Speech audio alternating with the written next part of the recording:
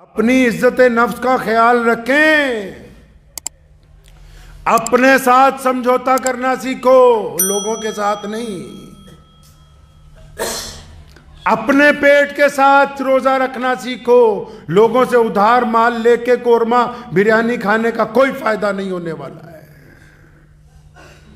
जो बात गैरत के अंदर है, जो मजा जिंदगी का, छोटा कारोबार कर लीजिए, इतनी किस्तें, इतने लोन, इतने उधार कि रात को सारी रात नींद नहीं आती तुम्हें। इन शादियों का क्या फायदा जो कर्ज लेकर की गई हो, बेटी विदा करने के बाद भी बिस्तर कांटों की सेज बन गया हो। कौन कहता है कि यह शादी शरीयत के मुताबिक अच्छी थी? किस दस्तूर में लिखा है? और ऐसे चौधरी के दरवाजे पर मांगने जा रहा है जो खुद बजाते खुद कंजूस है, जो खुद दौलत की इबादत गुजार है, वो क्या अपने माल में से निकाल के तुम्हें दे देगा?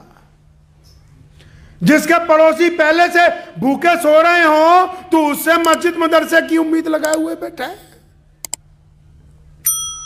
जो खुद अपने अजीजों अकारिब को पूछने वाला नहीं है। इस गैरत को कौड़ियों के भाव मत गिराइए। ये जो गैरत होती है, इसमें कोई मजहब का मसला नहीं है। बंदे को खुद सोचना चाहिए। हाँ ठीक है, दिल में ख्यालात आते हैं कि फलां से पैसे मांग लूं, ख्याल आना कोई बुरी बात नहीं है, लेकिन उस ख्याल को अमली जामा पहना के दूसरे से इनकार करवा के अपनी बेइज्जती करवाना, ये बुरी बात है। उस ख्याल को अमली जामा पहनाना जिस ख्याल के अंदर आपकी बेइज्जती है, जिस ख्याल के अंदर आपकी इज्जत नहीं बरकरार हो रही, जिस ख्याल को अल्लाह भी अच्छा नहीं समझ रहे। आप अगर अल्लाह तबारक व तआला से मांगते तो क्या अल्लाह ताला इसके असबाब मुहैया ना करते? आपने सच्चे दिल से अपने रब से मांगा ही नहीं।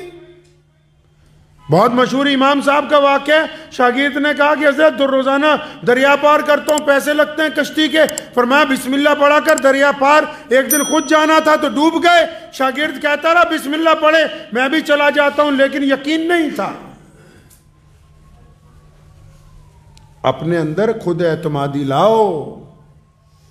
एक सस्ता सा मोबाइल आपको फ़ायदा दे सकता है उस महंगी चीज़ से जिसकी किश्त आपको ना दी ना जाए, और बाद में सरे बाज़ार कोई आपके हाथ से उस गाड़ी को, उस चीज़ को छीन के ले जाए।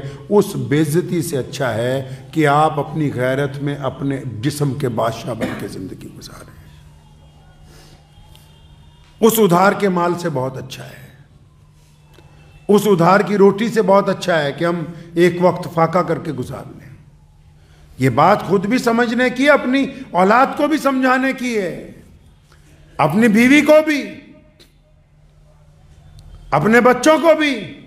हमारे में ये बीमारी आ गई, हम जो नहीं हैं वो बताना चाहते हैं लोगों को।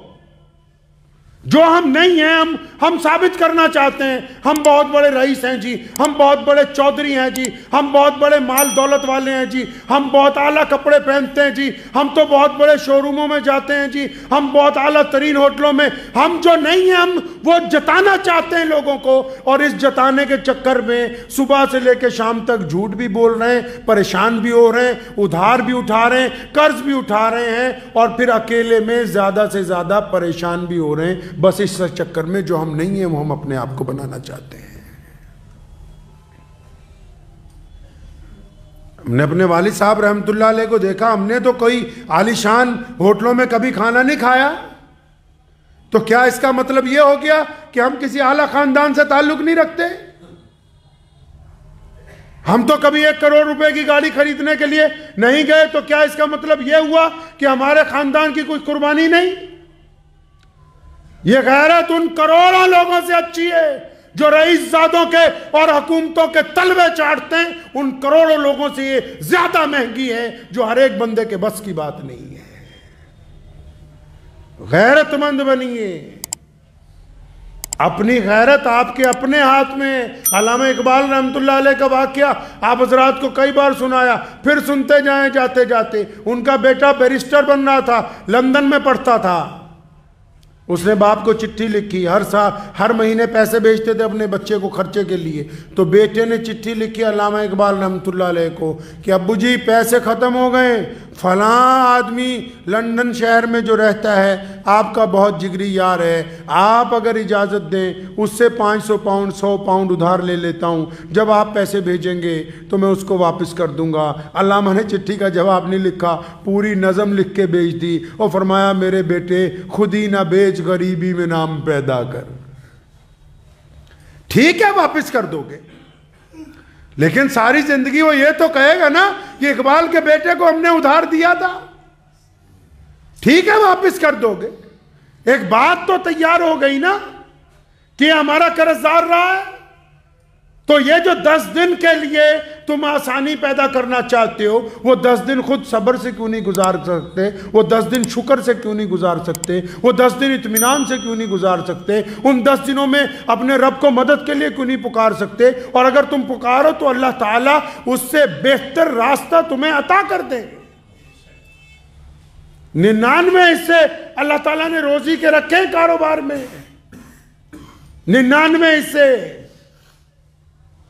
आज तो अच्छे अच्छे लोग चंद उलमा को छोड़ के अच्छे अच्छे लोग सरमायादारों की चमचागिरियां करते फिर रहे हैं।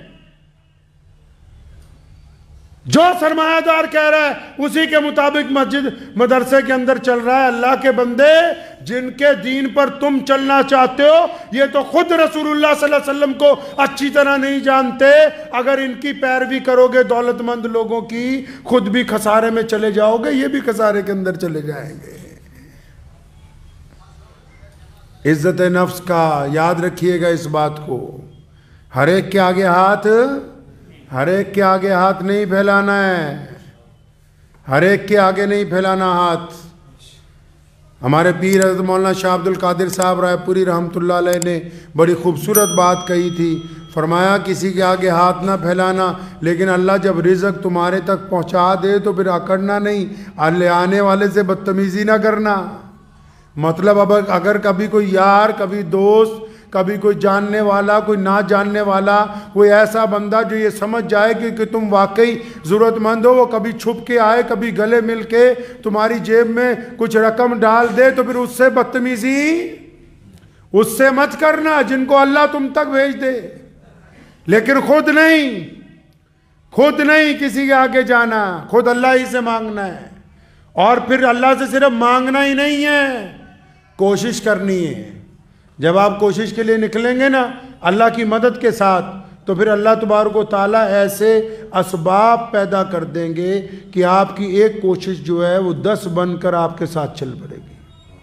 आप 1 रुपया कमाने निकलेंगे, अल्लाह करीम 1000 अता कर देंगे। बशर्त यह है कि आप निकलें, हाथ पे हाथ धर के नहीं बैठे, इस उम्मीद पर नहीं कि बस अभी यहां कोई आ जाए। नहीं, अल्लाह से दुआ कीजिए और फिर रिज़्क को तलाश कीजिए, अल्लाह ताला आपको अता करेंगे।